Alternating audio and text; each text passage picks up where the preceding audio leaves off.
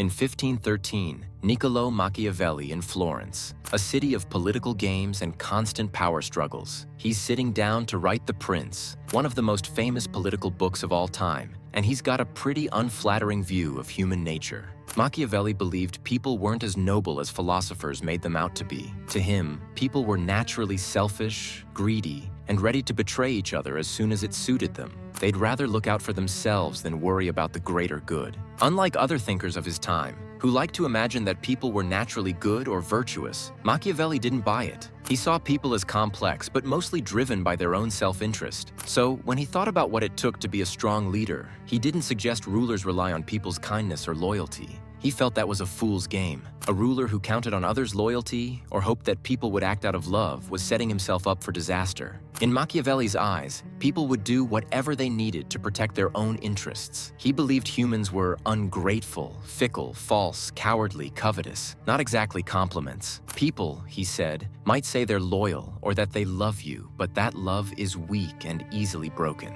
As soon as things get difficult or a better opportunity comes along, they'll turn on you in a heartbeat. To Machiavelli, people are like fair-weather friends. They stick around when things are going well, but disappear the moment a storm hits. This is why Machiavelli famously argued that it's better for a ruler to be feared than loved. Sure, love sounds nice, but it's unreliable. People's affection comes and goes, especially when they see something that benefits them more. But fear? Fear sticks. Fear keeps people in line because it's harder to forget or ignore. A ruler who's respected because he's a little intimidating has a much better chance of maintaining power. Machiavelli wasn't saying that rulers should be cruel for cruelty's sake. Instead, he believed that a ruler should understand people's nature and know how to use it to keep stability. Sometimes that means letting go of kindness and holding onto authority with a firm hand. Machiavelli saw people's behavior the way a doctor sees a disease. He didn't get emotional about it. He just observed it, studied it, and accepted it. He didn't hate humanity, but he saw its flaws. His writing suggests that he accepted that people are wired for self-preservation and that they'll do what benefits them,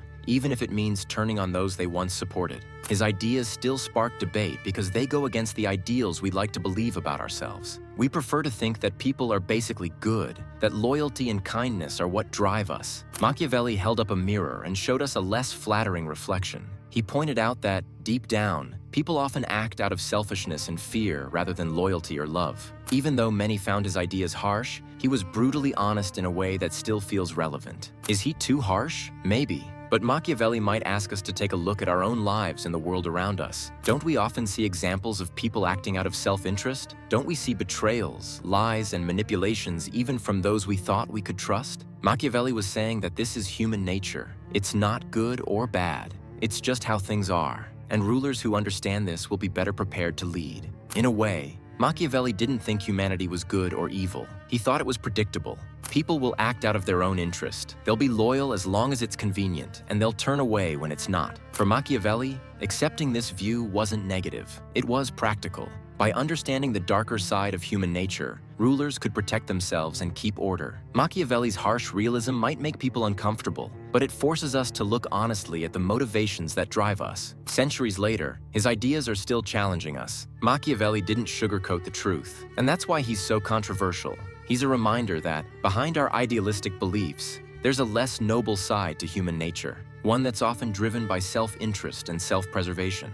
And uncomfortable as it may be, it's a truth that has shaped rulers, leaders, and societies for generations.